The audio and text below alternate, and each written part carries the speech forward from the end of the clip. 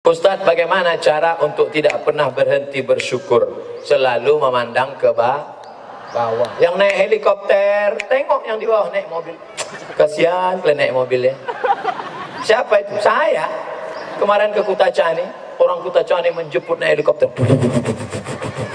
Nampak saya di bawah macet. Kasihan deh lu. Yang naik mobil mewah, tengok kawan di sebelah pakai mobil yang sudah 10 tahun nggak diganti-ganti, pencet klakson keluar air, perbaiki AC knalpot bocor. Syukur. Yang naik mobil tengok kawan naik motor. Aku naik mobil sama-sama panas kita, kau panas di luar, aku panas di dalam, kenapa AC tak hidup? Yang naik motor tengok kawan naik sepeda.